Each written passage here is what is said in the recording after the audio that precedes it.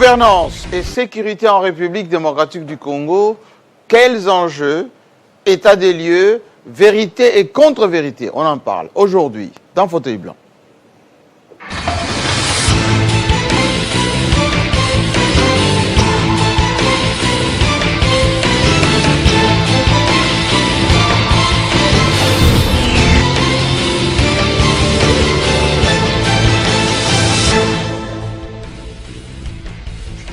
Bienvenue à tous, merci de la fidélité, merci d'avoir attendu ce grand rendez-vous annoncé depuis 48 heures sur Télé 50. Un rendez-vous qui va permettre à l'opinion nationale, internationale de se saisir de la réalité de la sécurité, de la gouvernance, de la territoriale en République démocratique du Congo. Aujourd'hui, comme annoncé, nous allons recevoir le vice-premier ministre en charge de l'intérieur, de la sécurité, Jacques Chavagne-Louko. Bienvenue, monsieur le VPM. Bienvenue sur le plateau Télé 50. Bonjour. Merci de venir chez nous. Venez par ici, monsieur le VPM. Nous sommes sur Télé 50 et depuis 48 heures, nous avons annoncé votre arrivée dans cette grande émission, Fauteuil Blanc. Je n'ai jamais eu autant de questions, d'interrogations, de propositions. Est-ce que vous allez bien? Très bien, je me porte bien. Vous êtes aujourd'hui l'homme autour duquel tourne la sécurité de la République démocratique du Congo, la territoriale, mais également la gouvernance. Les partis politiques, c'est vous. Les marches, mais également la vie de nos chefs coutumiers. Tout ceci va être débattu aujourd'hui dans cette émission. Est-ce que vous êtes prêts? Oui, c'est à éclairer l'opinion. Oui, effectivement, je suis venu pour ça. Je réponds à votre invitation pour cet échange qui va permettre à ce que l'opinion congolaise et toutes les opinions d'ailleurs qui nous suivent puissent avoir un certain nombre de réponses à certaines préoccupations. C'est un ministère qui a 5 administrations, 5 secrétaires généraux, intérieur, affaires coutumières, décentralisation, réforme institutionnelle et partis politiques. Aussi. Et partis politiques. Et vous vous occupez sans aussi compter des affaires religieuses aussi. Sans compter les affaires. Cultes. Les cultes, c'est beaucoup plus le ministère de la Justice, sans compter un bon nombre de services. Dont notamment les services de sécurité. Les services de sécurité, la police, la direction générale de la protection civile et tant d'autres. Installez-vous sur ce fauteuil. Merci. Il est pour vous. Vous êtes accompagné de votre cabinet qui vous a accompagné ici. Et vous êtes également aujourd'hui face aux grands journalistes de la République démocratique du Congo. D'abord Mamina Massengo de B1. C'est un peu en quelque sorte de la grande presse, indépendance privée, une journaliste qui est respectée et incontournable aujourd'hui. Et à côté d'elle, le directeur, Oscar Mbal, de la radio-télévision nationale congolaise, qui vous poseront des questions, beaucoup de questions aujourd'hui, parce qu'effectivement, l'actualité, c'est cette République démocratique du Congo qui traverse en ce moment, on va dire, une crise à la fois d'organisation, une crise politique. Mais vous, les politiques, les gouvernants, vous dites tout va bien, il n'y a pas de crise institutionnelle, il n'y a pas de problème gravissime en termes de sécurité, et pour preuve, le Congo avance. Est-ce qu'on se trompe? On dit la vérité? Non, vous n'avez pas fait repris la bonne lecture de la situation du pays, non. La République démocratique du Congo traverse une crise sécuritaire majeure. Et moi, je suis souvent offusqué et inquiet lorsque je rencontre des acteurs de la vie sociopolitique de notre pays avoir tendance à ignorer cela. À minimiser ça? À ignorer. Nous sommes un pays qui aujourd'hui, au-delà de toute interprétation qu'on peut faire de cette implication de vouloir phagocyter le Congo, de vouloir chosifier le Congo, de faire en sorte à ce que d'autres pays puissent avoir une suprématie sur la souveraineté de la République démocratique du Congo, sur l'intégrité territoriale. Ça, c'est trentenaire et ça s'est cristallisé à la chute de la Deuxième République. Mais depuis bientôt 3 ans, nous sommes ce pays qui a le malheur d'être occupé par une armée étrangère. Oui. Il y a une bonne partie de notre pays qui est sous occupation. Dans 2 provinces, plusieurs territoires, 2 grandes villes. Et moi, Goma et Bukavu. Je le répète, je suis offusqué lorsque je rencontre des acteurs majeurs de la vie sociopolitique de notre pays qui tentent de l'ignorer pour vouloir asseoir un discours ou une autre image. Cette crise sécuritaire a des impacts sur différents secteurs. Nous sommes ce pays où, au niveau interne, nous avons plus d'1 million de déplacés. De réfugiés internes. De déplacés internes, sans compter nos compatriotes congolais qui ont traversé les frontières, beaucoup plus au Burundi, en Ouganda. Certains sont allés même jusqu'au Kenya. Quelque chose qu'ils n'avaient jamais imaginé de leur vie il y a 4-5 ans. Mais c'est du fait de cette guerre-là. Oui. Donc, je considère, et c'est peut-être la particularité du ministère dont j'ai la responsabilité de gérer, je considère que l'élément majeur qui doit orienter toute réflexion dans la vie politique en République démocratique du Congo, c'est de ne pas ignorer que nous sommes un pays en guerre. Merci beaucoup. Alors, je signale que vous êtes avocat. Vous êtes l'un des piliers du système, pour ne pas dire un membre éminent, installé dans cette partie de la République ici à Kinshasa, en gouvernant l'ensemble de la République. Vous avez été secrétaire général de l'UDPS. Vous êtes quelqu'un qui a joué un rôle très important durant les dernières élections de Félix Tshisekedi. Mais j'aurais voulu, dans un premier temps, qu'on regarde ensemble votre portrait, parce qu'ici, on a travaillé à Télé 50. Parce que cette émission est suivie ici au Congo et à travers le monde. Il faut qu'on sache à qui on a affaire et quel est aujourd'hui l'état des lieux de la situation sécuritaire en RDC.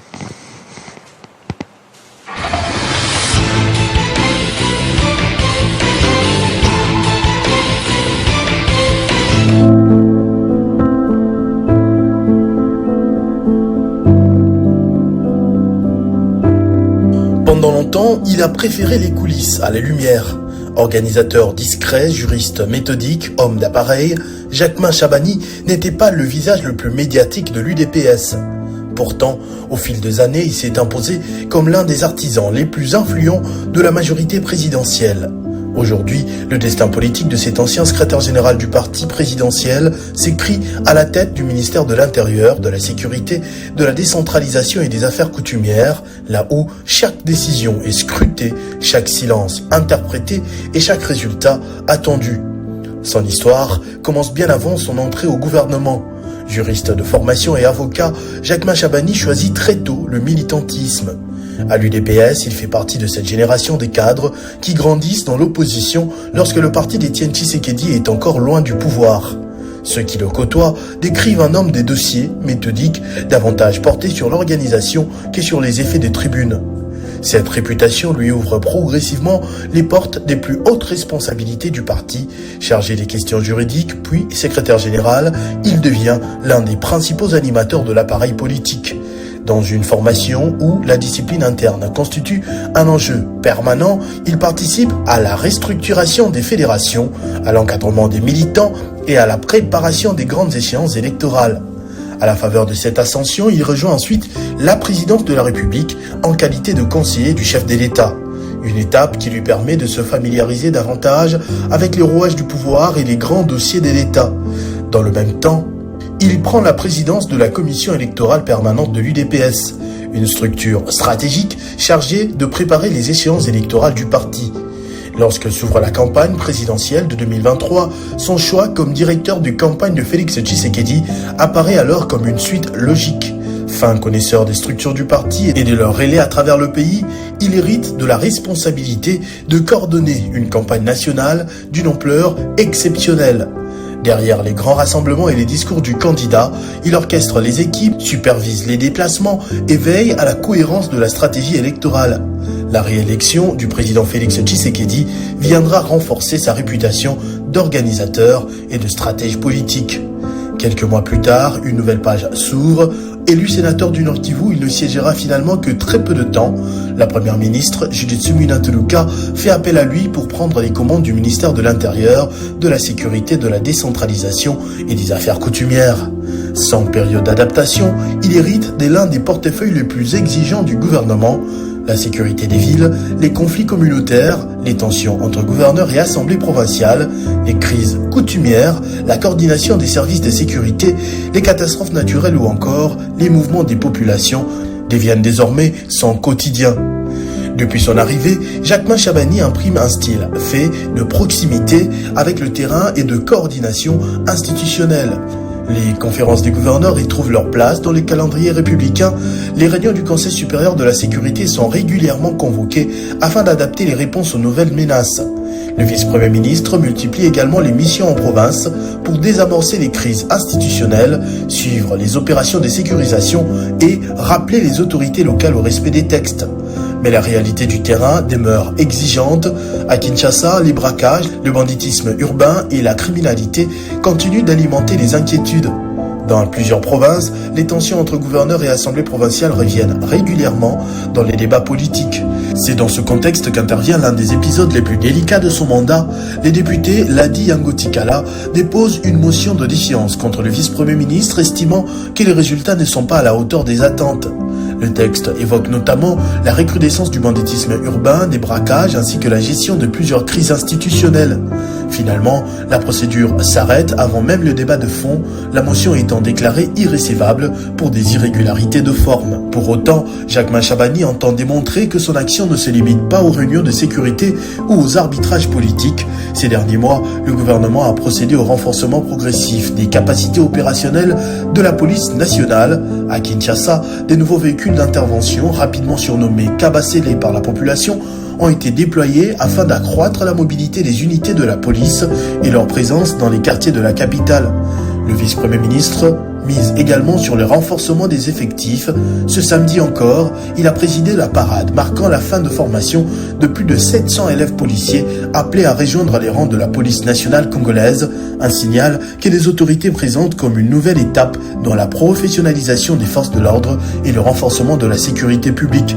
Reste que dans un ministère aussi exposé que celui de l'Intérieur, les moyens déployés ne suffisent pas toujours à apaiser les attentes. Les Congolais jugeront avant tout les résultats à travers les reculs de l'insécurité, la restauration de l'autorité de l'État et les retours durables de la confiance.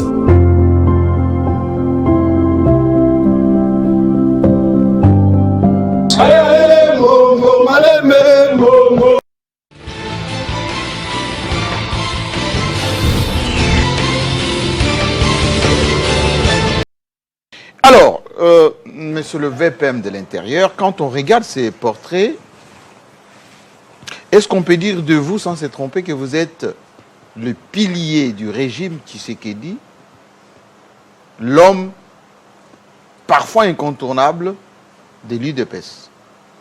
Non, je ne crois pas que dans un régime comme le nôtre, aux côtés du président de la République, on peut identifier une personnalité ou un individu comme étant son pilier.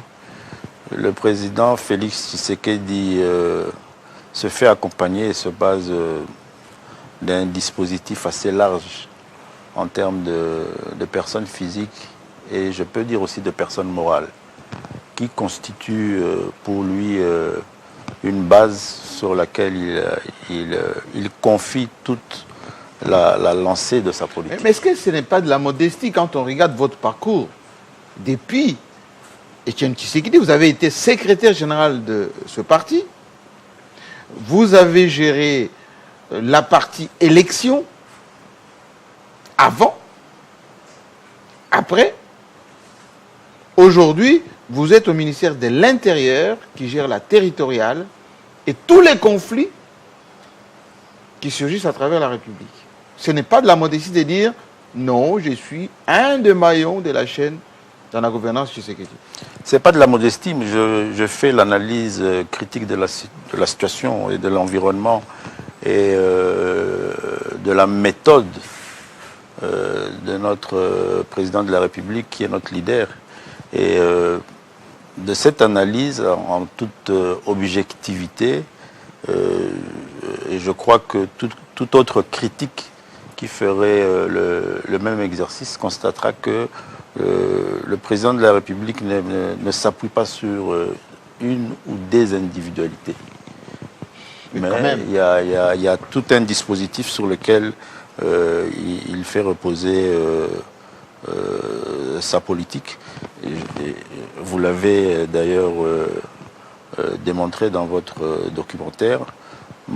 J'ai eu aussi l'avantage de l'accompagner dans sa campagne électorale, celle de 2023, qui a été un exercice extrêmement magnifique et expressif pour un acteur politique d'un pays comme le nôtre, un pays à une dimension continentale et à une représentation sociologique multiple. On a fait avec le candidat Félix Tshisekedi les 26 provinces de la République démocratique du Congo. Et les populations se sont exprimées à toutes ces étapes. Mais qu'est-ce qui détermine le choix qui est opéré souvent sur vous? Comment vous vous considérez à titre personnel? Cette question, il faut la poser à ceux qui font le choix.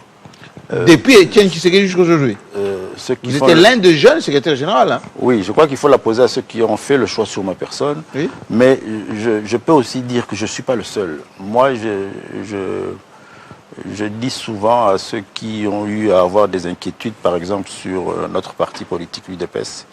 C'est un parti qui regorge de ressources humaines extraordinaires. Mais qu'on ne voit pas beaucoup. Mais il faut être beaucoup plus à l'intérieur. On ne voit pas beaucoup. Hein.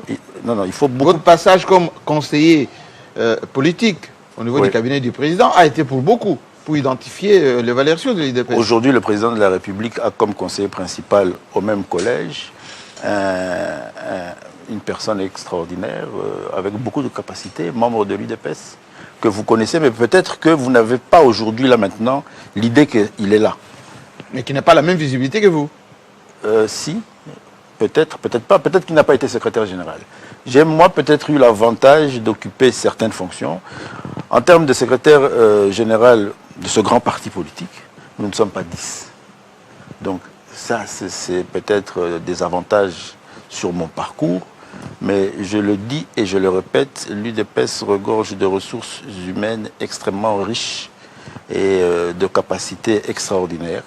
Et à chaque fois qu'on a à s'y ressourcer, on retrouve les réponses aux questions. Alors, on va commencer avec le directeur Mbal, qui est de la radio, Télévision nationale congolaise.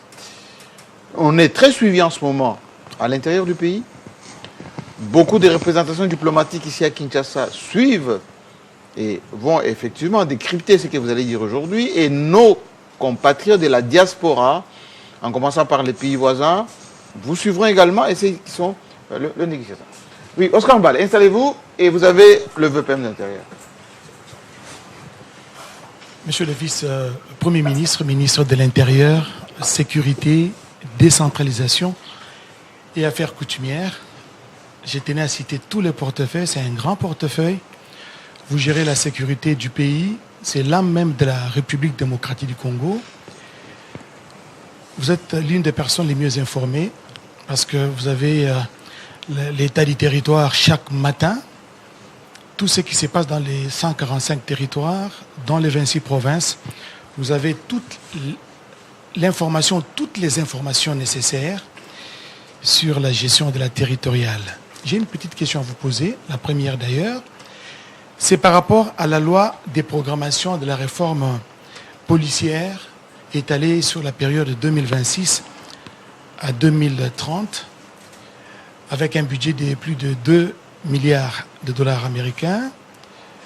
Vous êtes censé recruter plus de 90 000 policiers et 10 000 agents qui doivent aller en retraite. Beaucoup de missions. Moi, la question que je voulais vous poser, c'est celle de savoir, en RDC, on vote de loi, on les promulgue même, mais la mise en œuvre pose toujours problème. La réforme de la police a commencé avant vous, vous l'avez trouvée. Moi, je voudrais savoir, à quand sa mise en œuvre? À quand la mise en œuvre de cette loi? Parce qu'avant celle-ci, il y avait notre loi qui ne vous concerne pas, c'est la loi de la programmation militaire. Là encore, ça pose problème.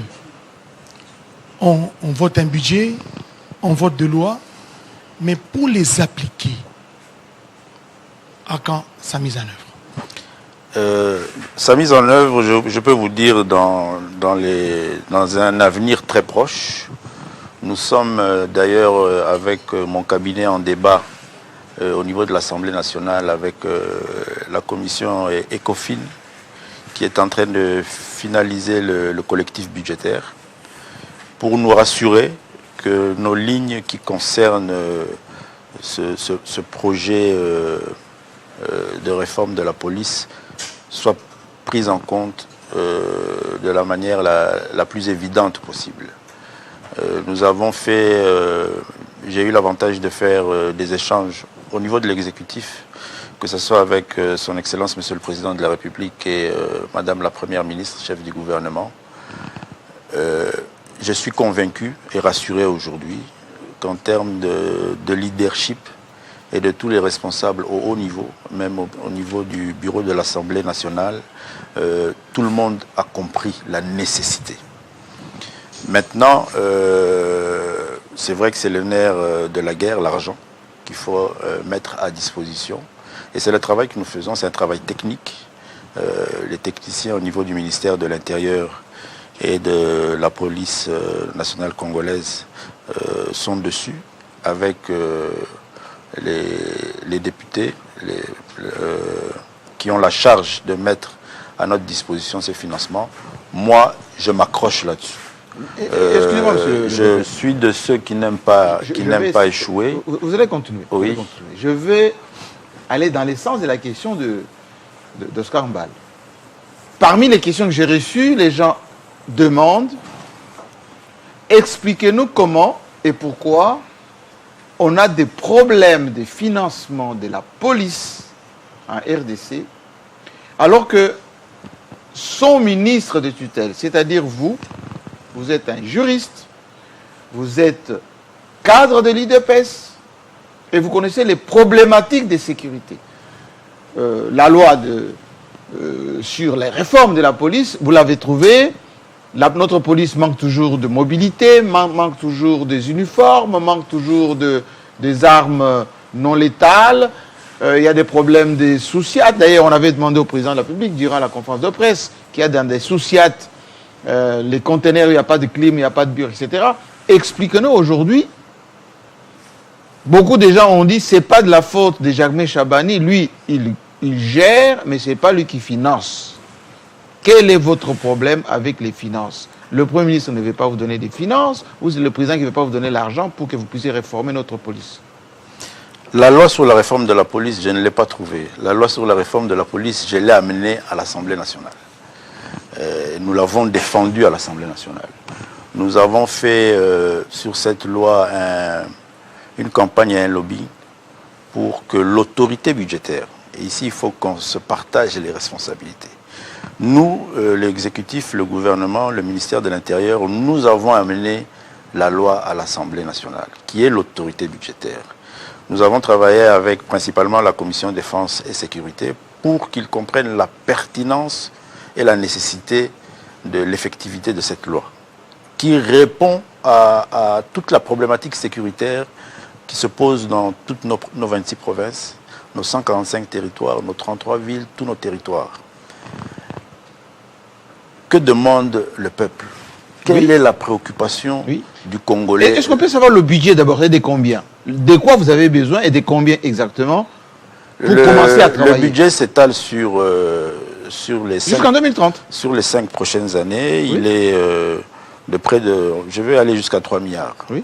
Parce que nous disons qu'à chaque année budgétaire, nous faisons une évaluation du travail qui a été fait et nous avons la possibilité, la capacité dans l'évaluation de réévaluer le budget. Et moi, je sais que les besoins ils sont là, ils sont énormes. Le Congolais se plaint du manque d'effectifs de nos policiers, que ce soit dans nos villes, dans nos cités, dans nos villages, dans nos contrées. Vous pouvez faire des kilomètres sans rencontrer un policier. Et en bon état. Qui est celui qui représente l'autorité de l'État. Le Congolais se préoccupe de l'équipement de ce service majeur qui cristallise et garantit la sécurité de nos populations et de leurs biens et du territoire. Le Congolais se préoccupe aussi de sa formation. Et tout ça se retrouve dans la loi de programmation que nous avons amené, défendu au niveau de l'Assemblée, l'autorité budgétaire. Nous avons fait un plaidoyer pour que tout le monde comprenne. Et aujourd'hui, moi, je suis rassuré, je suis convaincu que nos 500 élus, représentants légitimes du peuple, sont conscients de la nécessité, de l'effectivité de cette loi. Au niveau du gouvernement, c'est déjà un acquis. Maintenant, nous ne sommes pas une république bananière, nous sommes une république qui est assise sur un contrat social, une constitution qui responsabilise les différentes institutions de la République.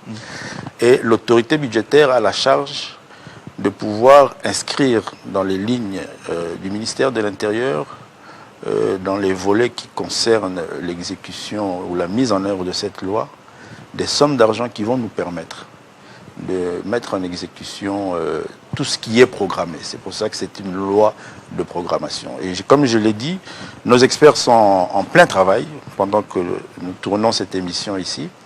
Nous enregistrons cette émission et moi je reste confiant parce que je sais que tout le monde sait que c'est une nécessité d'intérêt national. Cela se fera dans 2 mois, 3 mois? Non, c'est-à-dire que les fonds seront logés. Je peux aussi ajouter que nous avons considéré aussi qu'au-delà des fonds du budget national, nous intégrons dans la réforme de la police l'implication et la participation du volet de la coopération internationale. Quelle est la proportion de la coopération par rapport à notre financement propre? Sur les 3 milliards, en termes de pourcentage, l'État congolais combien? Les partenaires combien? Parce qu'à un moment donné, c'est l'Union européenne qui... L'État congolais est le contributeur majeur et essentiel. Et les implications des partenaires techniques financiers qui sont multiples est un ajout. Donc dont les Chinois. On a vu aussi que vous avez signé des choses avec les Chinois. Nous avons eu l'avantage, et je crois que c'est quelque chose d'extrêmement important, nous avons eu l'avantage de signer avec le gouvernement chinois un accord de partenariat qui implique aussi le volet sécuritaire, qui implique aussi la coopération policière, qui va nous permettre aussi de faire bénéficier à la police nationale congolaise dans sa dynamique de réforme l'implication d'un apport de Monsieur la le Chine. vice-premier ministre, ce sont des questions de la population. Nous sommes noyés comme le poisson dans l'eau, non pas à la manière des policiers. Nous côtoyons les comètes mortels. Pourquoi cette intervention toujours retard de la police lorsque un habitant, par exemple, d'une commune X est visité par des bandits? Il y a un numéro vert de la police. Quand vous appelez, soit ils répondent que nous venons et ils ne viennent pas, ou soit l'habitation qui est visitée par les bandits est proche d'un sous-siète, les policiers qui sont à côté n'interviennent pas. C'est dû à quoi? Bon, il faut évaluer au cas par cas. Mais comme je l'ai dit tout à l'heure, nous avons aussi cette faiblesse en termes d'effectifs. Nous avons aujourd'hui, d'ailleurs je donnais une instruction avant-hier par écrit au commissaire général de la police pour qu'ils instruisent et qu'ils analysent avec le commissariat provincial de Kinshasa la nécessité d'augmenter des postes de police dans le quartier Sokopao. Nous avons cette faiblesse-là et c'est l'une des solutions que la loi de programmation... Mais c'est une faiblesse ou c'est un manque de professionnalisme et des moyens de nos policiers? Non, ici, il faut réaliser aussi que pendant un certain nombre d'années, la police nationale congolaise, malheureusement, n'a pas été prise en charge comme il se doit. Pendant plus de 15 ans, nos écoles de police n'ont pas fonctionné. Les écoles de police? Les écoles de police n'étaient pas opérationnelles? N'étaient pas opérationnelles. C'est-à-dire qu'il n'y a pas eu de recrutement, il n'y a pas eu de formation. À la longue, 10 ans, 15 ans après, aujourd'hui, nous avons une police vieillissante. Non seulement nous avons une police vieillissante, mais nous avons un manque d'effectifs dans la police. Ce qui fait que la plupart de nos sous-siats sont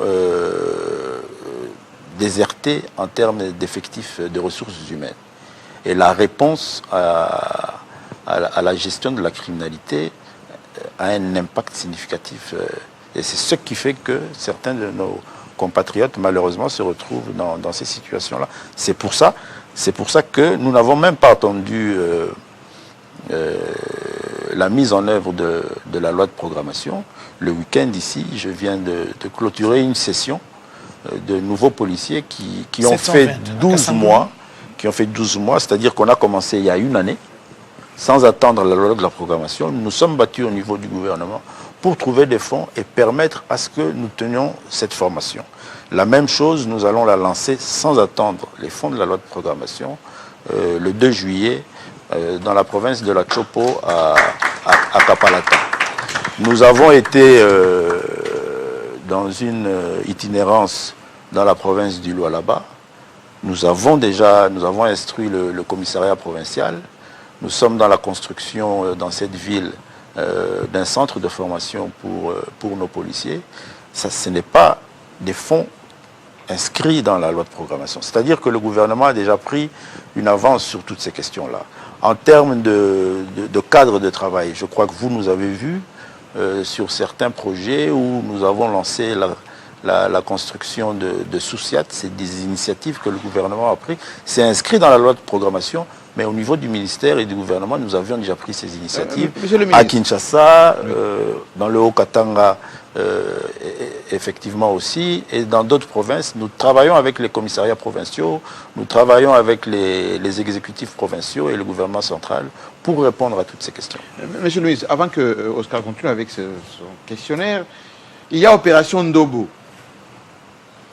Vous arrêtez souvent les Koulouna. On les voit étalés, assis par terre. Parfois même, il y a des jugements expéditifs. Mais on n'a pas des résultats de cette opération Ndobo. On ne sait pas combien vous avez arrêté. On ne sait pas combien vous avez déféré devant la justice. Très souvent, on voit que le même Koulouna que vous arrêtez, le même Alpha que vous arrêtez, il se retrouve dans la population. C'est ce qui décourage la population de voir les mêmes individus qui terrorisent les gens, une fois arrêtés, exhibés par vos policiers. 15 jours après, on les retrouve. Alors expliquez-nous, Ndobo ça donnait quoi et bon, l'objectif c'était quoi?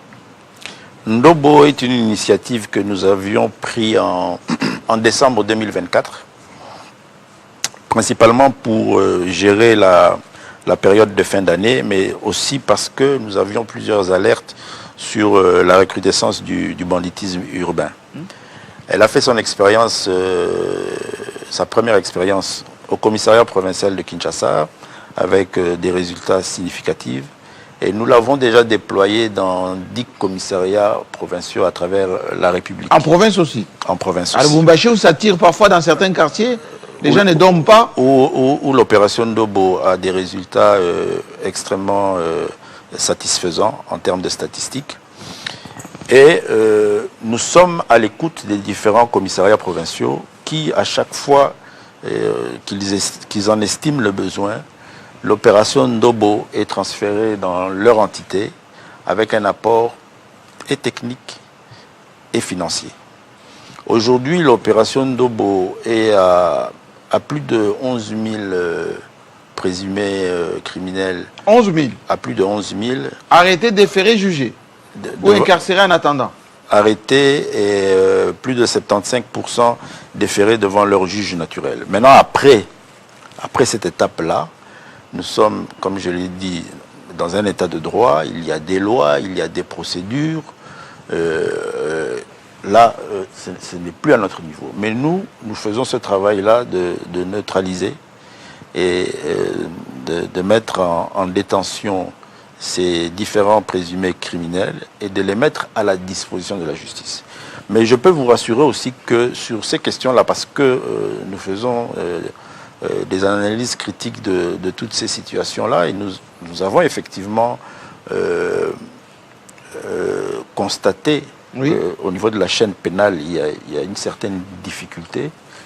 Nous avons mutualisé les efforts et mis en place une commission avec le ministère de la Défense, de la Justice, et c'est une commission interinstitutionnelle parce que nous avons associé à cette commission le pouvoir judiciaire pour qu'ensemble, non seulement nous puissions analyser en profondeur la problématique de la chaîne pénale qui fait que le criminel passe par ce cycle-là et arrive à se retrouver... Mais est-ce que le ministère de la Justice qui pose les mêmes problèmes des moyens, les tribunaux qui sont soit surchargés, qui n'ont pas de moyens, le ministère de la Défense qui pose les mêmes problèmes de logistique, et vous avez les mêmes problèmes, comment voulez-vous en finir avec l'insécurité? Permettez-moi de répondre. Il n'y a pas que les moyens. C'est-à-dire que nous sommes préoccupés à mieux comprendre cette problématique du criminel qui est attrapé, qui passe devant son juge naturel, qui est jugé et qui arrive par artifice ou procédure à se retrouver encore en circulation et en activité criminelle. Et en activité criminelle. Donc la commission travaille là-dessus pour nous donner des réponses à court terme et dans l'immédiat de gestion de cette problématique et des réponses à moyen et long terme pour faire des propositions. Des propositions sur aussi notre architecture légale, législative, voir s'il y a nécessité de réformer les procédures pour nous permettre de mieux gérer cette problématique-là. Je dois aussi vous informer qu'au niveau du gouvernement, nous sommes aussi en commission interministérielle depuis l'avènement du gouvernement souminois pour la gestion aussi de la criminalité, non seulement avec le ministère de la Justice, le ministère de la Défense, mais aussi le ministère des Affaires sociales et les ministères qui ont des responsabilités dans l'éducation. Pour la réinsertion. Parce que non seulement il y a la réinsertion, mais il y a aussi en amont la nécessité de la prise en charge de notre jeunesse pour veiller à ce qu'elle puisse être prise dans le circuit éducatif et qu'elle soit prise en charge et ne pas verser dans le circuit criminel. Et ici, moi, j'estime qu'il est important que nous puissions considérer que n'eût été la gratuité de l'enseignement, les années à venir allaient, sur le plan de la criminalité, allaient être encore pire. Je crois que le président Félix Tshisekedi a eu ce courage-là d'engager la République démocratique du Congo dans l'exécution de ce dispositif constitutionnel de la gratuité de l'enseignement, parce que c'était des millions d'enfants congolais qui étaient... Et donc vous avez anticipé sur la délinquance. Oui. Voilà. Oscar. Oui, j'ai une note. Monsieur le vice-premier ministre, il y a eu des crises récurrentes entre les assemblées provinciales et les exécutifs provinciaux.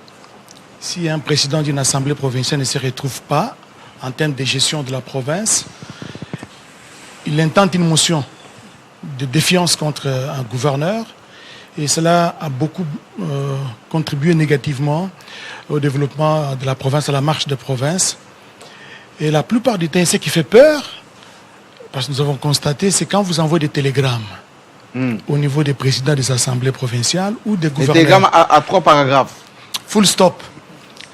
Veuillez rejoindre à la première occasion Kinshasa. Et dès qu'il arrive ici, vous l'oubliez. Et beaucoup d'autorités... On en connaît qui ont vieilli ici à Kinshasa. Voilà.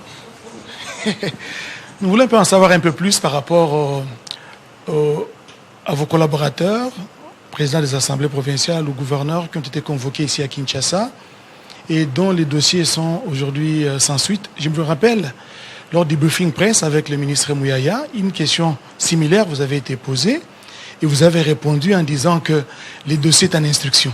Je voudrais savoir si l'instruction continue encore jusqu'à On peut les rappeler, ces dossiers. Oui, vous pouvez le rappeler. On peut rappeler le dossier Mouyège, on peut rappeler le dossier Kaboula, on peut rappeler le dossier du gouverneur de...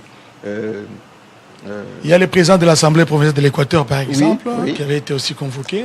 Voilà. Et vos opposants, vous allez répondre, monsieur le ministre, vos opposants disent toujours, il n'a pas qualité de suspendre un gouverneur, il n'a pas qualité de perturber les assemblées provinciales parce qu'elles sont élues et que le gouverneur, seul le président peut les suspendre. Alors, expliquez-nous un peu comment vous arrivez à neutraliser certains gouverneurs, certains présidents de l'Assemblée provinciale, alors que vous n'avez pas qualité. D'abord, moi, je n'ai pas d'opposant. Deux, moi, je n'ai... Batata Mpogno, Moïse Katumbi... Non, ils sont opposés à la République. Moi, je n'ai pas d'opposant, je n'ai neutralisé aucun gouverneur. Jacques Kaboula, le dossier Mouyège, je n'ai pas mon dossier. Le gouverneur Kaboula a démissionné, il a présenté sa démission. Très tard, après avoir épuisé sa patience. Mais il a déposé sa démission, c'est un fait. Et il y a la notion de l'ordre public ici qu'il faut beaucoup plus mettre en devant. Et c'est la responsabilité du ministère de l'Intérieur. Et je ne traîne pas avec ces dossiers-là. Et je peux vous rassurer que j'ai du mal à inviter les autorités de province à Kinshasa. Je le fais chaque fois malgré moi parce que j'estime qu'ils n'ont pas leur place ici à Kinshasa. Et je le fais quand il y a une nécessité. Hier, j'ai quitté le bureau très tard parce que je devais recevoir les provinces, les libérer pour qu'elles rentrent dans leurs entités. C'est là leur place et c'est là elles doivent travailler. Maintenant, nous avons la nécessité et la responsabilité de garantir à nos populations l'ordre public. Et généralement, à chaque fois que nous, à travers nos services, parce que nous sommes en dehors du chef de l'État, nous sommes les mieux renseignés de la République démocratique du Congo. Donc, à chaque fois qu'il y a une alerte sur une menace à l'ordre public et que ça concerne les institutions provinciales, nous n'allons pas attendre que l'incident intervienne, qu'il y ait des... Est-ce qu'il y a une dimension règlement des comptes, une dimension politique, quelquefois une stratégie politique de diminuer certains gouverneurs, certains que vous ne contrôlez pas? Non, il y a des mauvaises interprétations. D'abord, je dois rappeler que nous n'avons pas instauré le système de communication et de langage de notre administration. Ça date, et nous l'avons trouvé et nous l'exploitons. Les télégrammes sont des documents administratifs dont le langage codifié a été institué et ça ne date pas de nous. Et qui fait peur, hein, ces télégrammes-là. Ça terrorise les gouverneurs de province, surtout les présidents de l'Assemblée provinciale. L'administration.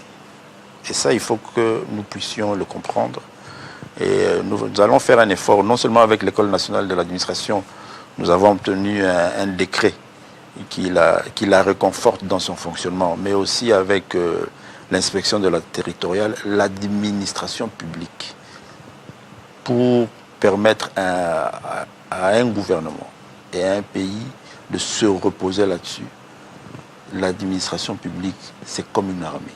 Et elle doit fonctionner comme une armée dans l'ordre et la discipline. Est-ce que vous y a une dimension politique? L'administration publique... Monsieur le ministre, on a l'impression que quelquefois... Il n'y a pas de dimension politique. Vous punissez, vous bloquez certains gouverneurs, certains présidents de l'Assemblée provinciale. Il n'y a pas de dimension politique. D'une manière politicienne. Il n'y a pas de dimension politique. Pourquoi? Je vais vous rassurer. Parce que le principe sur lequel nous fonctionnons, nous, au ministère, c'est la stabilité des institutions provinciales. La plupart d'entre eux, si pas tous, ont été élus. Suffrage direct, indirect, ils ont été élus. Et nous avons pris acte Nous avons constaté et nous travaillons avec eux.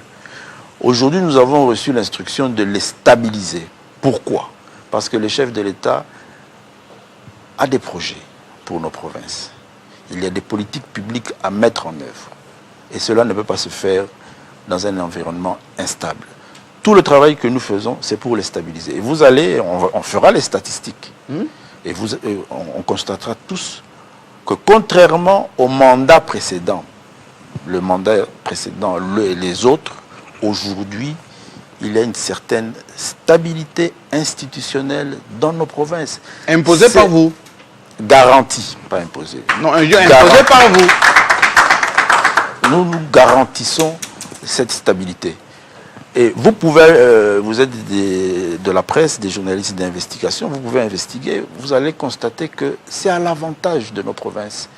Et ça permet aujourd'hui, dans le bilan du gouvernement et du président de la République, les réalisations à l'intérieur du territoire, elles sont là. Je vois ici à Télé 50 et dans vos différents médias, vous arrivez quand même à les médiatiser. Et c'est le travail qu'on fait. Donc, il n'y a aucun agenda politique, mais il n'y a aucun dossier personnalisé sur un individu ou une personnalité. Nous avons des provinces, nous avons des institutions et une instruction de les stabiliser et nous travaillons là-dessus. Et je répète, chaque fois que j'invite un responsable d'une institution provinciale à Kinshasa, pour moi, il n'y a rien de personnel. Je le fais malgré moi parce que ma préoccupation, et c'est ça mon travail, qu'il se trouve dans son lieu de travail. Et eux aussi, ils avaient reçu l'instruction de 10 jours au bureau, 20 jours en itinérance. C'est ça leur travail. C'est pas à Kinshasa. Une dernière question, oui. Dernière question, oui, c'est ce que j'allais dire. Oui, j'ai une dernière question. Je vais revenir. J'ai beaucoup de questions que j'ai reçues de la population. Je vais revenir avec, sous votre encadrement, bien sûr. Je vous en prie. Monsieur le vice-premier ministre, il y a 10 ans, j'étais à Ango. Ango, dans l'ancienne province orientale. Là, j'ai trouvé, heureusement que la question a été posée par Jean-Marie Kassamba, un policier qui n'était reconnu que par son arme. Pas de tenue, il n'avait pas de bottes, il était d'ailleurs en babouche. Nous lui avons posé la question, il a dit « je suis policier ». Et il faisait face aux éleveurs Mbororo. Ils sont très nombreux là-bas. Je voudrais vous poser cette question sur la transhumance et les questions humanitaires. Parce que ces éleveurs Mbororo, ils viennent de l'Afrique de l'Ouest ou du Nord, avec femmes et enfants. Ils sont munis d'armes à feu et même des machettes pour réagir à toute éventuelle menace ou attaque. Ils constituent en même temps une menace sécuritaire pour les populations locales, parce que chaque fois qu'ils sont dans un territoire ou dans un village, ils cherchent à s'imposer. Et la cohabitation est très compliquée avec la population. Vous êtes ministre ou vice-premier ministre de l'Intérieur, sécurité. Je m'arrête sur le volet sécurité. C'est un problème que vous avez trouvé. Il y a la continuité des affaires de l'État. Qu'est-ce que vous faites concrètement en tant que gouvernement pour mettre fin à ces phénomènes? Parce que s'ils sont repoussés par la police ou l'armée, ils sont maintenant dans la grande forêt, le parc de Garamba. Et les frontières sont poreuses. Là, vous avez dit que vous gérez la protection civile. Ça, c'est de votre ressort. Qu'est-ce qui est pris? Qu'est-ce qui est décidé? Qu'est-ce qui est fait au niveau du gouvernement pour arrêter ces phénomènes? Si pas l'arrêter, ne serait-ce que les juguler. Voilà, effectivement, vous avez dit que c'est un problème que nous avons trouvé qui date, qui a fait même parler sous la Deuxième République. C'est un problème, c'est une problématique sous-régionale qui fait l'objet de discussions au niveau de la CEAC. Et sur instruction du président de la République, nous avons au niveau du ministère de l'Intérieur pris certaines initiatives. Ces questions concernent principalement les provinces du Haut-Ouélé, Bas-Ouélé, du Sud-Oubangui et du Nord-Oubangui. J'ai personnellement fait mes itinérances dans les provinces du Haut-Relais. Et dans les 2 semaines ici, je vais faire le Lubangui, le nord et le sud du Bangui. Nous avons instruit, d'abord il a été mis en place une commission interministérielle des différents secteurs pour analyser la problématique. Parce que le président de la République tient à ce que, en interne, nous puissions ressortir une politique nationale de la gestion de cette transhumance des populations d'Imboro. Parce qu'effectivement, au niveau de la sous-région, on les appelle les migrants climatiques. Et par rapport à ce caractère humanitaire, il y a une certaine imposition qui veut... Mais c'est une menace, monsieur le ministre. Qui a tendance à vouloir être faite... Nos populations qui nous suivent là en ce moment... À la République démocratique du Congo. Voient ces gens débarquer chez eux avec de leur bétail, avec des armes.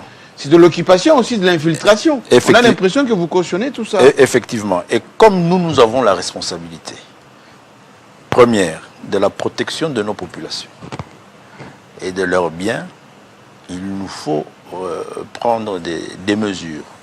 C'est comme ça que dans un premier temps, nous allons passer à l'identification de toutes ces populations-là et de leurs bêtes, l'identification aussi des sites dans lesquels ils sont. Au niveau de ces 4 provinces, un travail de terrain a déjà été fait. Maintenant, je crois que on attend l'effectivité de la saison sèche pour permettre à ce qu'on ait des meilleures conditions de travail. Les missions vont quitter Kinshasa pour les opérations d'identification. Ça sera fait dans les jours qui viennent ici. Et à partir du moment où on aura toutes ces données-là, il va être édicté une politique nationale de gestion de ces populations qui vont nous permettre de l'imposer ou de la communiquer aussi au niveau de la sous-région. Et le gouvernement prendra des actes de gestion de ces populations. Parce qu'effectivement, comme vous l'avez dit, ce n'est pas une question que nous pouvons gérer comme ça avec légèreté. C'est des gens qui sont malheureusement sur notre territoire en possession d'armes à feu. C'est derrière eux énormément de trafics illégaux. Et il nous faut toutes ces équipes-là mises en place par la Commission, de tous ces services utiles pour bien les identifier, bien les gérer, et les dispositions seront prises pour que nos populations soient protégées face à cette invasion. Merci beaucoup, Ostambal. Tout à l'heure, je vous accorde la parole, mais j'aimerais qu'on aborde maintenant cette question avant que je touche à cet accord avec les Américains, l'accord de Washington, le grand débat en ce moment ici sur la Constitution, et puis les bilans de dernière manifestation de l'opposition. Amina Massengo viendra tantôt, mais j'aimerais bien que vous nous expliquiez, parce que parmi les centaines de questions que j'ai reçues, un officiel tanzanien nous a contacté pour dire: vous allez recevoir le VPM de l'intérieur. Il s'occupe aussi des déplacés internes. Mais ces déplacés sont maintenant en Tanzanie. Une centaine. Il y en a d'autres qui sont au Burundi. Vous avez parlé du Kenya tout à l'heure. Est-ce que vous avez les moyens pour s'occuper de ces gens qui nous suivent en ce moment? Parce que par moments, ils ont l'impression qu'ils sont abandonnés à eux-mêmes. Nos représentations diplomatiques, comme en Tanzanie, souffrent, ne savent pas quoi faire.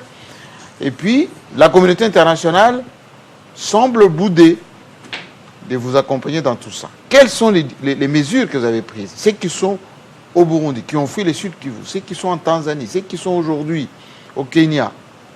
Qu'est fait l'État congolais pour tout ça? La communauté internationale ne boude pas. Au niveau international, en termes des organisations internationales, la réalité, c'est qu'aujourd'hui, la mobilisation des fonds est un réel problème. Depuis que les Américains le grand contributeur, les États-Unis d'Amérique, s'est retiré. C'est Donald Trump. Et ça, c'est une réalité. Oui. Mais le gouvernement congolais n'a pas baissé les bras.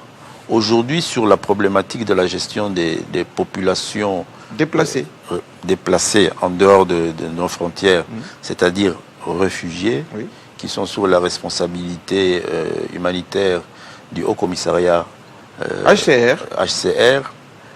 Aujourd'hui, la République démocratique du Congo est inscrite parmi les premiers contributeurs financiers. Nous, on n'a pas de l'argent. Du HCR. Oui. Du HCR, qui traite les questions qui touchent nos compatriotes qui sont réfugiés à l'extérieur. Exactement. Vous pouvez investiguer au niveau de l'administration du HCR. Nous sommes inscrits parmi les plus grands contributeurs. Pourquoi? Parce que, effectivement, et c'est pour ça que j'ai dit ici, d'entrée de jeu, nous ne pouvons pas analyser la question de la République démocratique du Congo sans considérer que nous sommes ce pays qui, malheureusement, est agressé par une armée étrangère qui occupe notre territoire. Et tout ça a un impact énorme sur la politique. Mais Paul Kagame dit, venez chercher vos réfugiés. C'est ça qu'il dit tout le temps. Non, Paul Kagame a dit, il a dit au grand jour, entouré de certains de nos compatriotes, qu'il ne quittera pas Goma, qu'il occupe Goma. Non, mais il parle de nos compatriotes qui sont chez lui, qui sont à Gisenyi, qui sont au Rwanda. Je reviens d'Addis Abeba. Nous avons tenu une tripartite avec le Rwanda sur cette question. Mais moi, je dis ceci. Dans tout ce qu'on analyse sur la vie politique et sociale de ce pays, il faut intégrer le fait que nous sommes un pays où notre armée est en opération. Et une armée étrangère nous occupe. Et c'est un impact important. La question des populations déplacées, réfugiées dans les pays voisins, dont la Tanzanie. Les pays de l'Est. Oui. C'est la conséquence de l'agression rwandaise. De cette guerre qui nous est imposée. C'est ça la conséquence. Alors, maintenant, le gouvernement, qu'est-ce que nous faisons? Pourquoi nous sommes parmi les premiers contribuables du HCR aujourd'hui? C'est parce que c'est le gouvernement qui donne sa contribution au HCR pour prendre en charge nos compatriotes. Et vous avez supplié les Américains qui ont coupé les vivres. Qui prennent en charge nos compatriotes qui sont en refuge. Les États-Unis, dans le cadre de l'accord, nous ont rassuré qu'ils vont le faire, mais ils ne l'ont pas encore fait. Que pour le retour à la stabilité, ils vont mettre des fonds, ils vont les mettre. Jusqu'à là, ils n'ont pas encore fait. Ce n'est pas notre argent, mais nous faisons notre part. Et dans ce cadre-là, nous avons fait une tripartite il y a 3 mois. Le mois passé ici, à Kinshasa, avec le Burundi. C'est dans le cadre de la gestion de nos compatriotes. La gestion de ceux qui sont encore sur place.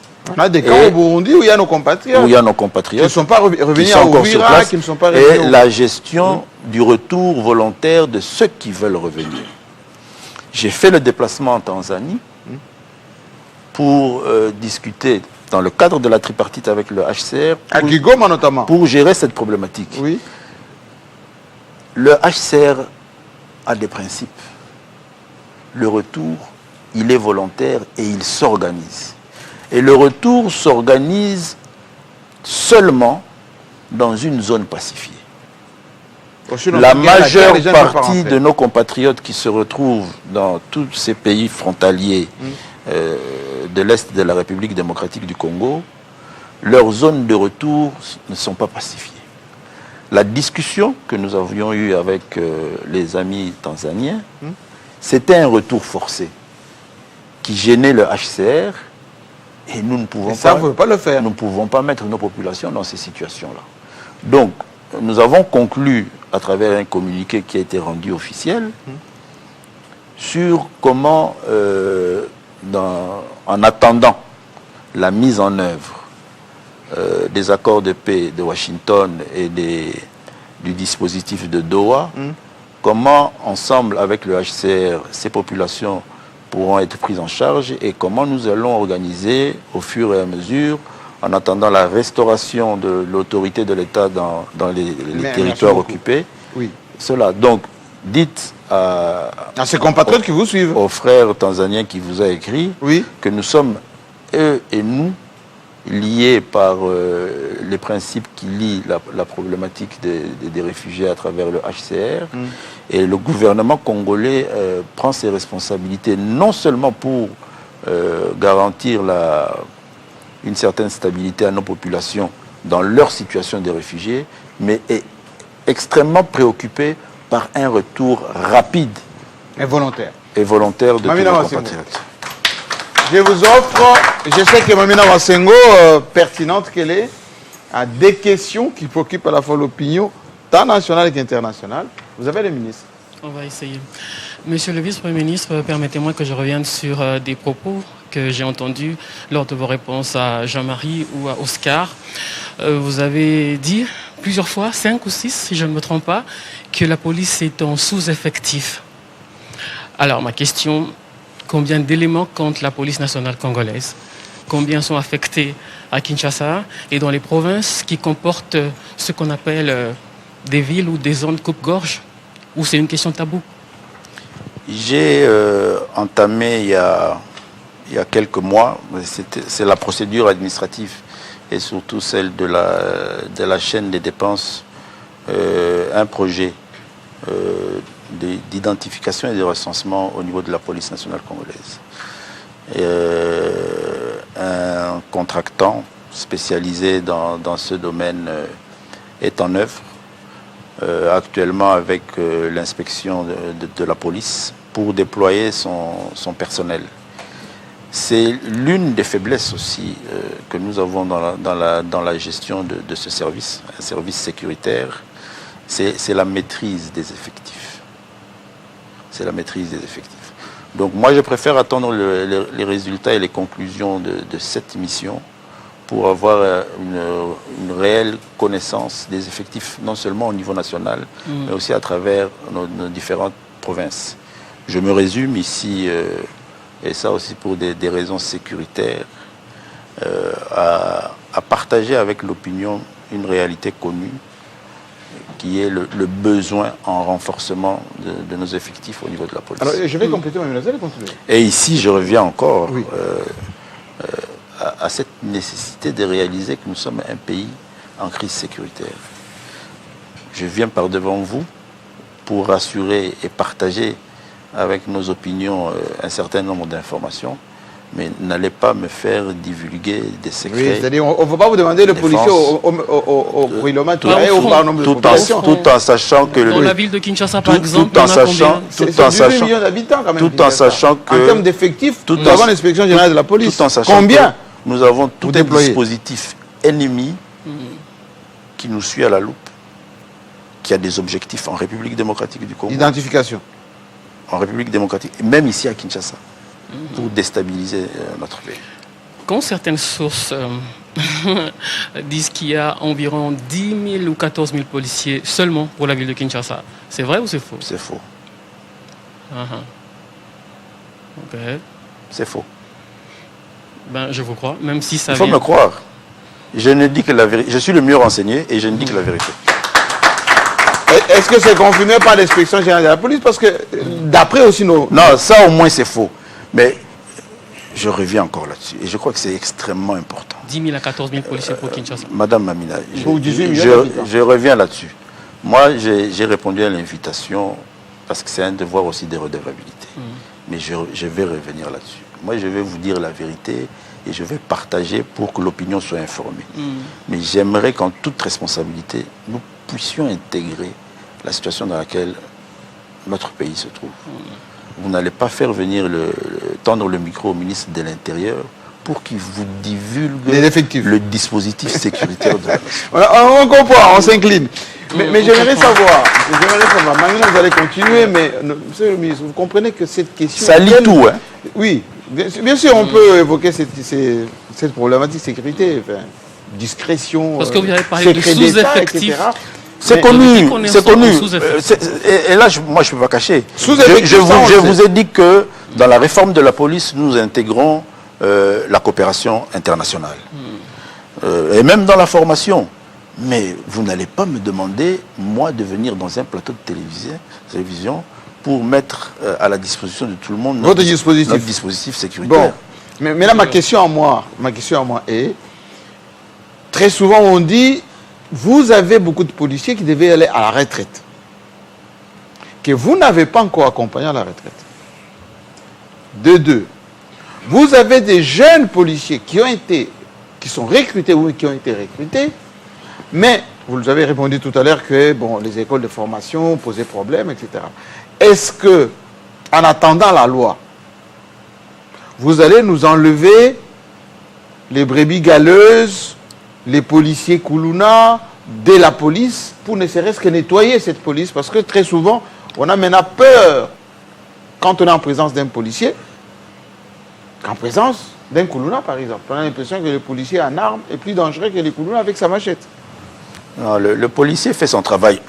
Ça, ce sont des caricatures qu'il ne faut pas...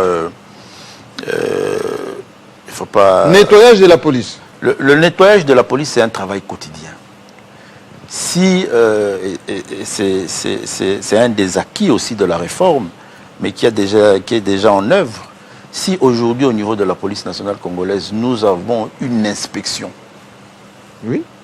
On a l'inspection sur le plateau. Nous avons une inspection.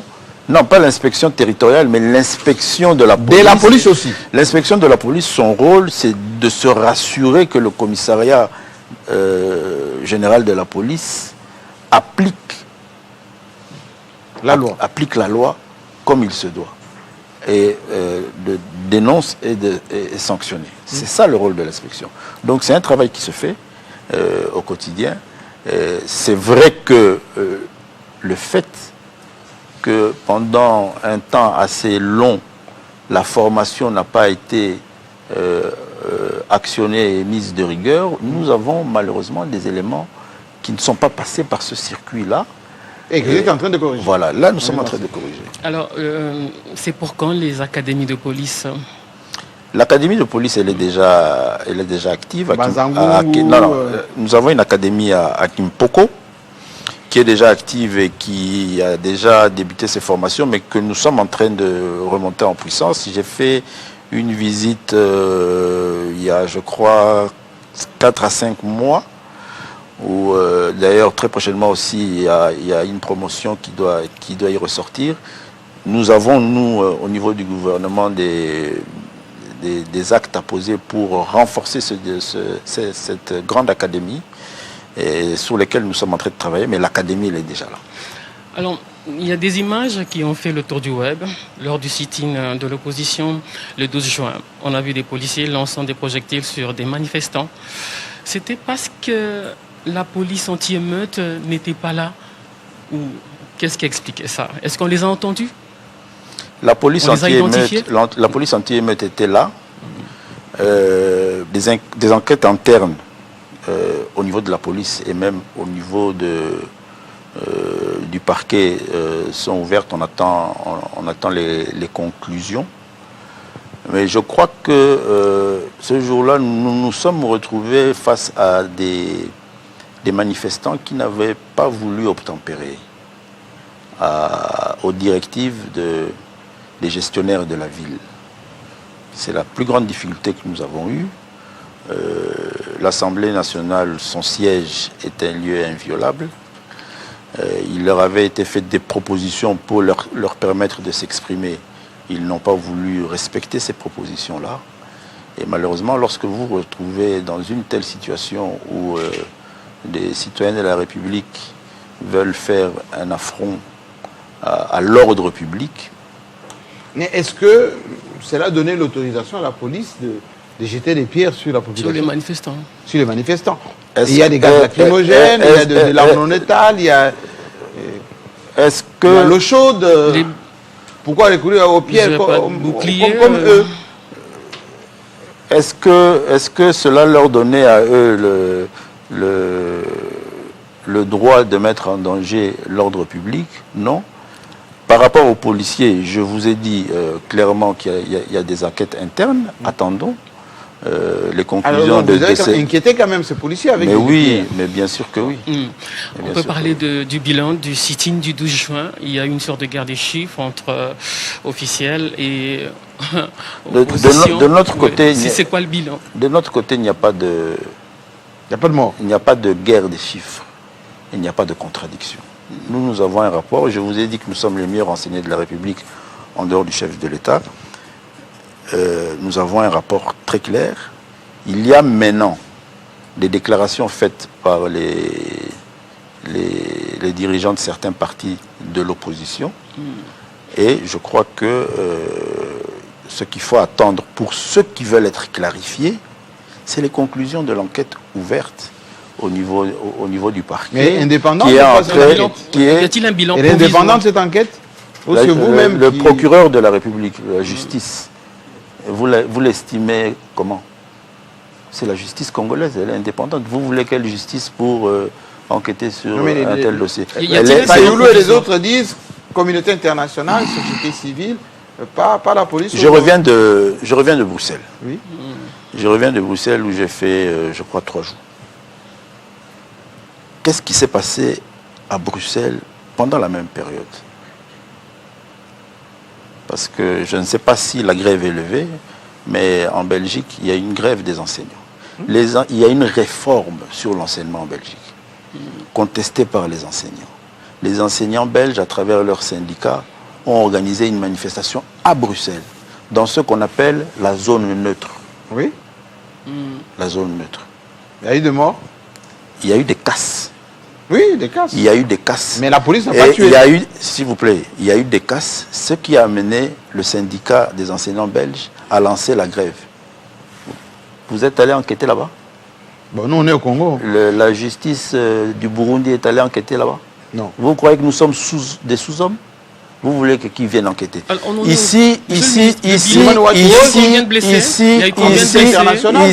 Oui, ils viennent, mais qu'ils aillent à l'office du procureur de la République.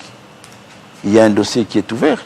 Ici, sur cette question, bilan provisoire, 0 mort.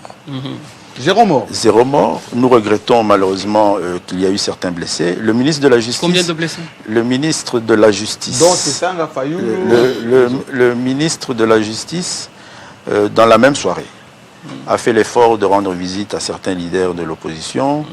Le président du CNDH, le lendemain, a fait la ronde, je crois, on attend aussi, on attend aussi son rapport. Il a fait la ronde des hôpitaux et des commissariats de police. Donc il y a eu un certain nombre de blessés que nous regrettons. Il y a eu un certain nombre de personnes interpellées. La plupart ont été libérés. Il y a d'autres qui font l'objet d'instructions judiciaires. C'est tout à fait normal. Maintenant, si vous vous rendez aujourd'hui à Bruxelles sur l'événement dont je viens de parler, vous constaterez la même question. La particularité que nous avons eue, c'est que les leaders politiques de l'opposition, à la minute même où certains disaient « je vais mourir », mais il avait l'opportunité d'appeler une ambassade. Oui, je vois de quoi il s'agit. Mais, à la minute même où, et vous constaterez, hein, on a vu du prétendu du sang, des prétentions de blessures, tout ça filmé, enregistré par du matériel sophistiqué, mais personne ne vous a dit qu'on lui a volé son téléphone. Personne. Personne. Vous n'y croyez pas? On attend les conclusions de l'enquête. Moi, j'attends les conclusions de l'enquête. Mais j'ai mon bilan qu'on va estimer être provisoire, sur lequel nous nous appuyons, que je viens de vous donner. Des biens ont été dégradés, des véhicules... Malheureusement, et c'est pour ça. D'ailleurs, je dois partager avec vous certaines informations. Qui rembourse? Et c'est là où je dis, nous, au ministère de l'Intérieur, le plus important, c'est l'ordre public. Il faut arriver à considérer, nous sommes à Kinshasa, c'est une ville qui a ses réalités, 17 millions d'habitants. Est-ce que vous êtes au courant que ça fait plus d'une année que la ville de Kinshasa restreint les grands regroupements et les grandes manifestations? Seulement maintenant que l'UDPS est au pouvoir. Vous non, ça fait plus d'une année. C'est constitutionnel. Non, de façon légale. Hein, depuis le concert du pasteur, je crois, Mike Kalamba. Au stade des Martyrs. Il y a eu des morts au stade des Martyrs. Depuis ce concert-là, les grands rassemblements sont restreints dans la ville de Kinshasa. Pourquoi? Parce qu'il y a 17 millions d'habitants. Nous sommes une ville qui étouffe pratiquement. Et comme je l'ai dit tout à l'heure, les services de l'ordre public étant en processus de réforme, n'a pas les moyens de la gestion de ces grandes masses. J'ai vu à la Coupe du Monde ici, la police de New York qui a fermé une avenue, l'avenue Sénégal, le maire a dit, cette avenue, nous la fermons parce que notre police n'a pas les moyens de gérer toutes les communautés africaines. S'il vous plaît, monsieur le ministre. C'est aux États-Unis le pays de la démocratie. L'ordre public prime surtout. Okay. L'ordre public. Donc, depuis plus d'une année, nous gérons, et les artistes, les grands pasteurs le savent, ils viennent solliciter des concerts, c'est annulé. Nous n'avons pas une infrastructure aujourd'hui. Vous, Jean-Marie Kassamba, grand journaliste, Madame Mamina, grande journaliste, vous pouvez aujourd'hui lancer une campagne, vous avez la capacité de réunir 300 000 personnes. Mais il n'y a pas d'infrastructure à Kinshasa. Oui, mais quand vous allez s'il vous plaît, il n'y a pas d'infrastructure à Kinshasa pour réunir en toute sécurité 300 000 personnes. Et comme je l'ai dit, nous, dans notre processus de réforme de la police, nous n'avons pas encore la capacité de sécuriser 300 000 personnes sur un seul lieu à Kinshasa. Qu'est-ce que l'ordre public nous recommande? On restreint. Et ça, il faut savoir le respecter. Maintenant, vous avez des acteurs politiques qui estiment que parce que notre Assemblée nationale, nos élus légitimes, ont mis en application une recommandation constitutionnelle, c'est-à-dire qu'ils ont donné à la République démocratique du Congo la loi référendaire, on va en parler, qui va nous permettre d'organiser une multitude de référendums. Une multitude sur plusieurs questions. À chaque fois que la nation congolaise aura la responsabilité ou le devoir de se questionner sur une question de société, s'il y a nécessité d'organiser un référendum, aujourd'hui nous avons un texte qui nous permet de le faire. Est-ce que pour cela il faut... Avant d'arriver à la constitution, à la loi référendaire, je voudrais terminer par... Il y a un tweet de la Synco. Un tweet de la Synco sur leurs réseaux sociaux. Je vais lire le dernier paragraphe. Le premier d'abord, le centre interdiocésain siège de la Synco a été violemment pris à partie par des membres de la Force du Progrès, un mouvement de jeunes affiliés à l'UDPS. Le dernier paragraphe dit ceci, c'est ça qui vous concerne. Cette manifestation s'est déroulée dans un quartier hautement sécurisé, ce qui soulève des interrogations quant à la lenteur de l'intervention de la police. Donc vous avez saboté la Synco. Bon, il faut bien voir l'heure à laquelle le tweet a été fait. Je suis au courant de cet incident et je sais que les pères de l'Église ont été rapidement sécurisés. Maintenant encore, est-ce que dans une telle situation, vous vous trouvez en insécurité pour une raison ou une autre? Est-ce qu'en même temps, vous appelez la police, en même temps, vous faites un tweet politique? Et lorsque la police vous a mis dans toutes les conditions à jouer son rôle, elle vous met dans les conditions de sécurité, vous ne faites pas le deuxième tweet politique. J'ai pas vu le deuxième tweet. Alors, monsieur le ministre, la moitié de questions que j'ai reçues ici portent sur la Constitution. En fait, les gens disent, comment expliquer Jacques Chabani, juriste de son État? Il a manifesté autrefois contre la modification, plutôt les changements de la Constitution, même touché seulement à la Constitution. Il y a eu des morts, juste au siège de l'UDPS. Aujourd'hui, vous l'avez dit dans cette émission, la priorité c'est la sécurité. Nous sommes en situation tendue. Expliquez-nous l'opportunité, l'urgence qu'il y a à faire voter cette loi référendaire illico presto, très rapidement. Assemblée nationale, Sénat, on attend la promulgation et tout de suite là, peut-être le référendum va se mettre en place. Et puis deuxièmement, comment vous allez faire, vous gérer la territoriale, que Nord et Sud Kivu restent en marche, vous-même vous êtes ressortissant du Nord Kivu. Donc vous allez sacrifier vos compatriotes de votre fief là-bas, vous avez été élu sénateur, pour seulement changer la Constitution et permettre au président Tshisekedi de se représenter. Bon, d'abord, je crois qu'il y a sur cette question beaucoup de spéculation. Qui spécule? Vous-même, vous venez de spéculer. Non, mais c'est les questions que je reçois. La moitié des questions. Oui, vous-même, vous venez... l'opinion, il faut savoir l'orienter, la guider. Moi, j'estime qu'il y a beaucoup de spéculation. Et je parle aussi du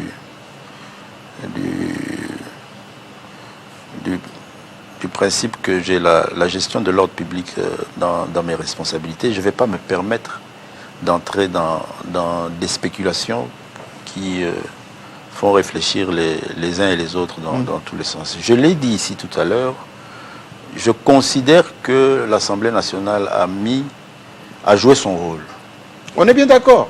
Ils ont le droit de légiférer. Ils n'ont pas droit. Mais ils n'ont pas droit. La célérité avec laquelle ils ont fait ça. Ils n'ont pas droit. Ils ont la responsabilité de légiférer. C'est pour ça qu'on les a élus. Et il y a une constitution qu'apparemment on aime à un moment et on n'aime pas à un autre moment, qui leur donnait cette charge-là. Oui, on est d'accord. De mettre à la disposition de la nation une loi, un texte de loi. Opportunité. Moi maintenant, en termes d'opportunité, Oui. c'est est-ce que pour cette loi, il faut acheter de l'essence, des bidons, mettre en place un dispositif de cocktail Mais molotov. ils vous soupçonnent. Mais c'est ça que j'ai dit, moi je ne vais pas spéculer. Ils vous soupçonnent. Moi je ne crois pas qu'on peut gérer ce pays, gouverner, opposant, dans des soupçons et de la spéculation. Mais vous avez soupçonné. Plus encore. Les gouvernants d'hier, vous les avez soupçonnés. Plus encore. Quand Tshisekedi a dit si le peuple me le demande, je le ferai. Parlons de troisième mandat. Il n'a pas mis l'eau sur le feu. Il n'a pas mis l'huile sur le feu. Plus encore, je reviens sur la réalité qui est celle de notre pays. Dans tout ça, il faut considérer que nous sommes un pays en guerre. On n'a pas besoin de spéculer. Ce dont cette nation a besoin, c'est une cohésion des forces vives nationales, des forces vives politiques, de celles qui sont restées dans la lignée de la défense de l'intégrité nationale, de la souveraineté nationale. Les dangers qui guettent le Congo, c'est un danger de souveraineté nationale. Et malheureusement, on sait qu'il y a, et Dieu merci, ils sont une infime minorité, il y a des Congolais de sang, de souche, de nationalité qui ont décidé de pactiser avec les forces qui menacent l'intégrité et la souveraineté nationale. Mais le référendum... Le reste... Monsieur le ministre, sans le Kivu, le Nord Kivu chez vous, le Sud Kivu, sans ces gens, sans nos compatriotes qui nous suivent d'ailleurs en ce moment, ça n'a pas d'essence. Mais vous parlez d'un référendum. Est-ce que vous pouvez arriver à imaginer un seul instant qu'un référendum, c'est tout un processus? Oui, d'accord, mais vous avez la loi... Ce sur quoi on a... on est plein dedans. Ce sur quoi on a acheté... on confectionne des cocktails Molotov. On achète des pneus, là. Le projet de texte sur lequel on va poser la question au Congolais, qui le connaît? Toutes ces initiatives-là, ce processus... Ils sont pas au courant. Pourquoi aujourd'hui on doit vouloir mettre cette... Mais vous dites quoi, Fayoulou, c'est Sanga, ceux qui étaient dans la rue, ils vous soupçonnent, ils vous disent, c'est vous qui avez créé cette crise, vous nous empêchez de nous exprimer, vous nous arrêtez. Mais heureusement que vous parlez de soupçons. Maintenant, c'est à vos auditeurs, à vos téléspectateurs de juger qu'on veut mettre du feu dans cette ville, dans ce pays, sur base de soupçons. Alors, le 8 juillet, la coalition C64 persiste et signe. Ils vont marcher jusqu'au Palais de la Nation pour demander la démission du président Tshisekedi. Quelles sont les dispositions qui ont été prises? Quoique l'hôtel de ville... Est-ce que vous, quand vous le dites, vous évaluez la teneur... Je répète ce qu'ils disent. Oui, c'est ça. Mais vous le redites. Est-ce que vous évaluez la teneur? Je reviens encore. Il y a une sorte de psychose au sein de la population à l'approche du 8 juillet. De toute façon, il n'y aura rien. Comment il n'y aura rien? Il n'y aura rien parce qu'ils l'ont dit. Mais nous sommes à un état de droit, il y a des textes. le gouverneur de la ville ne m'a pas encore informé qu'il a reçu un écrit. Peut-être qu'ils vont écrire. Mais le plus important, c'est quoi? Et moi, je vous dis que c'est un principe sur lequel, si vous l'ignorez, c'est-à-dire que vous êtes ailleurs. Réalisez que c'est la République démocratique du Congo, un pays qui traverse une crise sécuritaire où une partie de son territoire est occupée par une armée étrangère. L'objectif visé par cette organisation, c'est le bureau du commandant suprême des forces armées, une armée en pleine opération. Donc vous voulez mobiliser des citoyens congolais à descendre un chef d'armée en guerre. Vous estimez un seul instant... Donc Gombe sera barricadé? Non, vous estimez un seul instant... Oui. D'ailleurs, réaliser la démocratie et le niveau de liberté d'expression dans lequel la République démocratique du Congo se trouve. Vous vous réunissez quelque part dans la ville de Kinshasa, dans une réunion, en plein jour. Vous sortez de cette réunion pour dire aux Congolais que le commandant des forces armées congolaises, que lui dirige en opération sur les fronts du Kivu contre l'armée rwandaise, vous, 1, 2, 3, 4 responsables de partis politiques, vous avez identifié une date pour aller les démettre. Vous trouvez ça... Ils ont tort ou raison? Ils ont droit ou pas? C'est des actes de haute trahison. Haute trahison, carrément. De haute trahison. Bon. Parce que lorsque eux, ils descendent le commandant suprême des forces armées congolaises, qui est le premier bénéficiaire de l'action qu'ils mènent? Qui est le premier bénéficiaire? Ce n'est pas le commandant des forces armées rwandaises. Ah, bon, ils vont apprécier. Qui est le premier bénéficiaire? C'est pour ça que c'est pour ça que ma première réaction, c'était est-ce que vous pesez, vous réalisez? C'est peut-être parce que... Ils le disent et le répètent c'est tout le temps maintenant. Oui, sur Madame les médias. Mamina, c'est peut-être parce que à la tête de ce pays, la mouvance qui dirige ce pays, c'est une mouvance de combat de liberté et de démocratie, l'UDPS. Sinon, vous aurez quoi? Mais vous et nous... Interdit de partir politique. Non, non. Vous et nous. Il y en a plus de 1000. Vous et nous. Il y a quelques années, sous d'autres régimes, sortir d'une réunion et dire ça dans cette période ici. Je ne crois pas que les choses allaient se passer. Alors, ma toute dernière question, Oui, vous allez-y. voulez Et là, je crois que même les médias qui sont le quatrième pouvoir. Oui, quatrième pouvoir. Indépendant. Le quatrième pouvoir. Indépendant. Médias congolais. Je parle du Congo, de sa souveraineté. C'est ça le combat. De son intégrité territoriale. Les médias quatrième pouvoir a une responsabilité.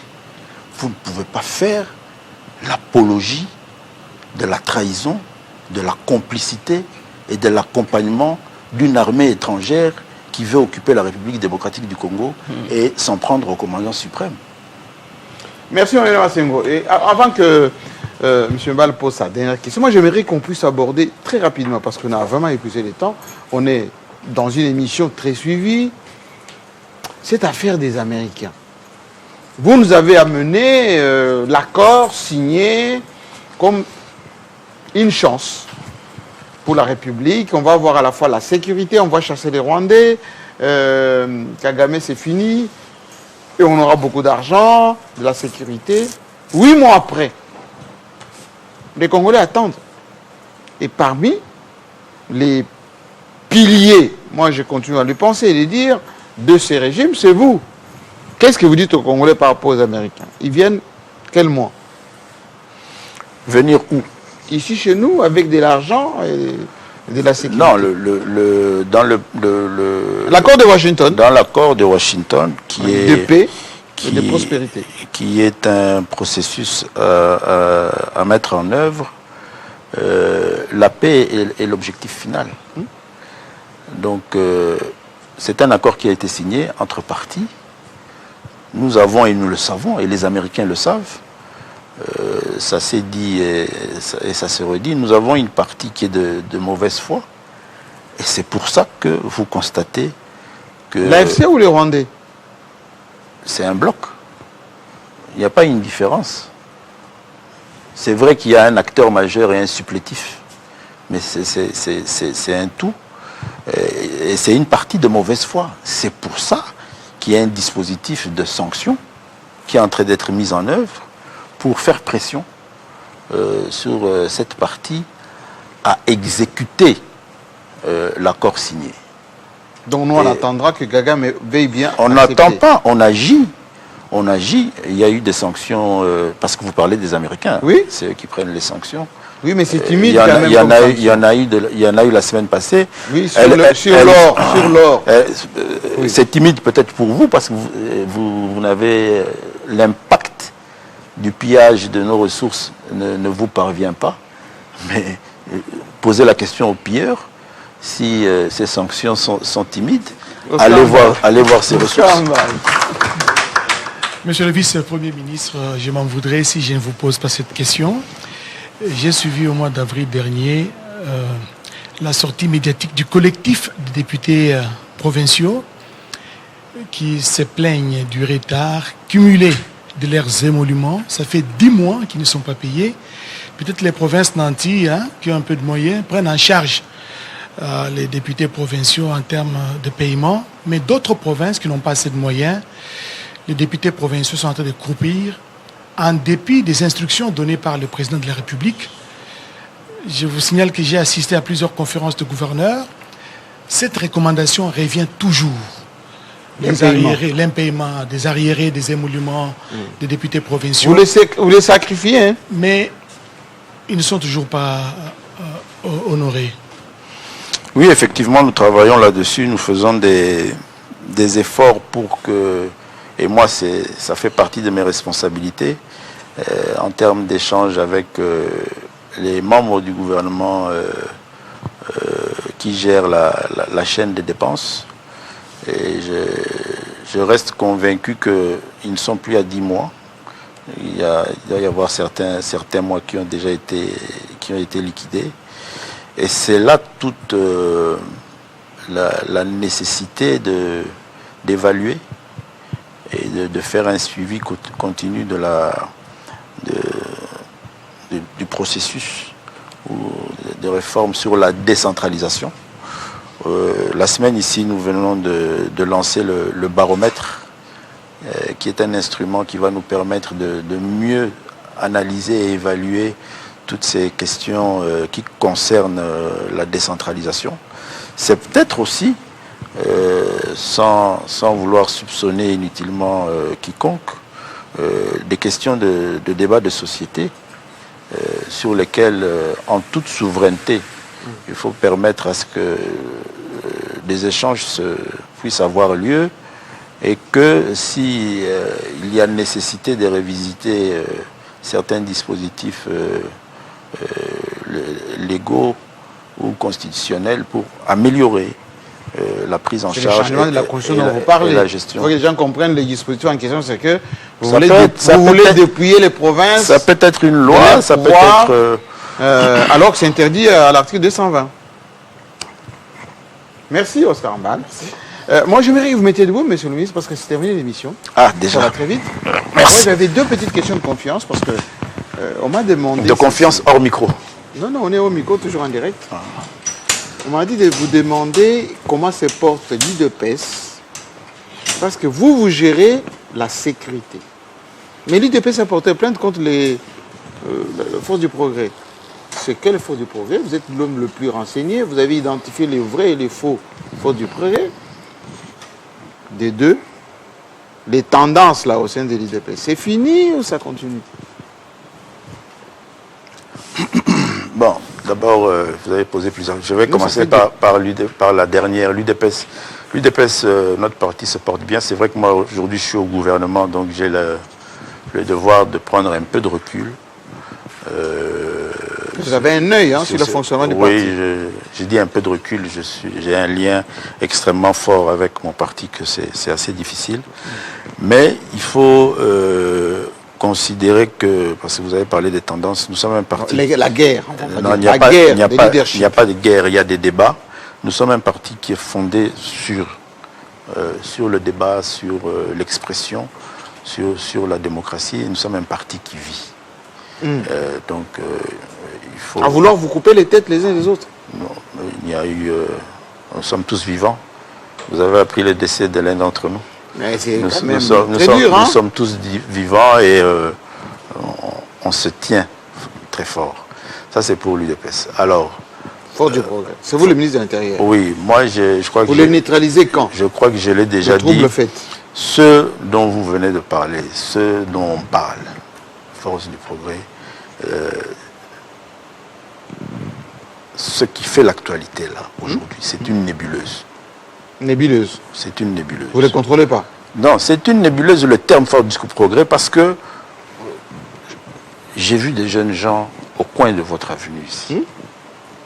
Je suis convaincu qu'ils vont me dire Bissau force du progrès. C'est vous le patron Alors, de l'Intérieur maintenant, et de la police. et c'est ce qui fait la nébuleuse. Je suis allé un jour à Mbandaka, j'ai rencontré des jeunes gens qui me disent Bissau force du progrès. Vous avez parlé des manifestations de l'opposition. Du 12.